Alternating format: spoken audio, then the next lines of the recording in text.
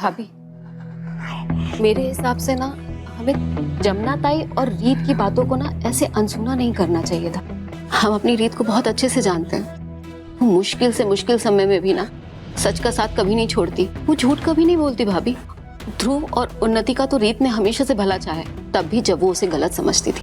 सोचिए ना कि अगर इस बात में जरा भी सच्चाई ना होती तो क्या इतना बड़ा इल्जाम वो उन्नति पे लगाती? सुमन, मेरे कुछ समझ में नहीं आ रहा है, मैं क्या करूं, किसे समझूं, किस पे भरोसा करूं और किस पे नहीं, मुझे कुछ समझ में नहीं आ रहा। भाभी, मुझे और स्मिता को तो पहले से ही शक था उन्नति पर। स्मिता, हमें तेरी ताई जी को ना तभी सब कुछ सच सच बता देना चाहिए था। क्या क्या बता देना चाहिए था? आपको याद है ना, जब उन्नति अपने पेट के बल गिरी थी और हमने अपने फैमिली डॉक्टर को बुलाने की बात कही थी, लेकिन उन्नति इस बात पर अड़ गई कि उसे अपनी ही डॉक्टर से चेकअप कराना है।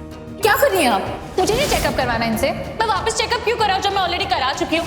स्मिता जब बदनाम गलियों में गई थी उसका पीछा करते हुए, स्मिता तू बता ना ताई जी को। ताई जी, मम्मी और मुझे शुरू से उन्नति पे बहुत शक था, तो इसलिए मैं उसका पीछा करते करते उन गलियों में गई थी। फिर वो अचानक वहां से गायब हो गई। मैंने बहुत ढूंढा बट कहीं नहीं मिली ताई जी। भाभी, उन्नति ने कई बार अपनी तबीयत खराब होने का भी नाटक किया और वो उसकी दोस्त बबली, उसकी भी उसी समय तबीयत खराब होती थी। कैसे? ताई जी, मुझे तो ना बबली का यहाँ होना इतना अजीब लगता था, और कितनी बार शक होता था मुझे कि उन्नति और बबली कुछ तो मिलकर ना खिचड़ी पका रहे हैं। और बबली एक दिन हमारे घर से अचानक गायब हो गई, और उन्नति की इतनी अच्छी दोस्त होने के बावजूद उसको कोई फर्क नहीं पड़ा। ऐसा कैसे हो सकता है कि आपकी इतनी खास दोस्त हमारे घर से अचानक गायब हो जाए और आपको कोई फर्क नहीं पड़े? मैं जानती थी कि वो हम सब से ना कुछ तो छुपा रही है। तो तुम लोगों ने मुझसे ये बात क्यों छुपाई? क्यों नहीं बताया मुझे पहले? बताने ही वाले थे भाभी। ताई जी, वाह, क्या प्लानिंग है ना आप लोगों की। उन्नति, क्या उन्नति मम्मी जी, पूरी फैमिली यहाँ बैठकर मुझे फांसी चढ़ाने की प्लानिंग कर रही है। आगे आप लोग क्या करने वाले?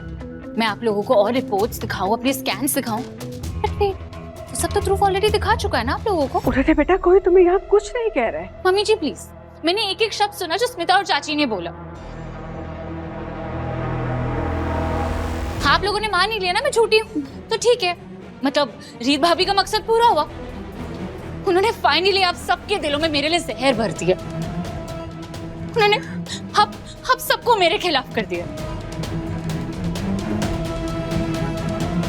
कांग्रेचुलेशंस रीत भाभी, आप जीत गए। नहीं उन्नति, ऐसा कुछ। उन्नति, बस करो, कोई कुछ नहीं मान रहा है।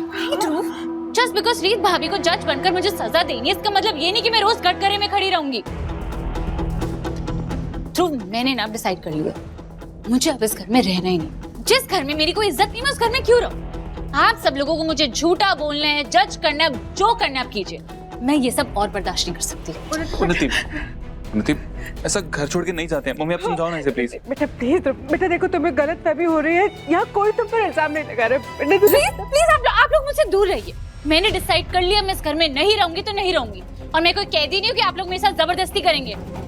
उन्नति,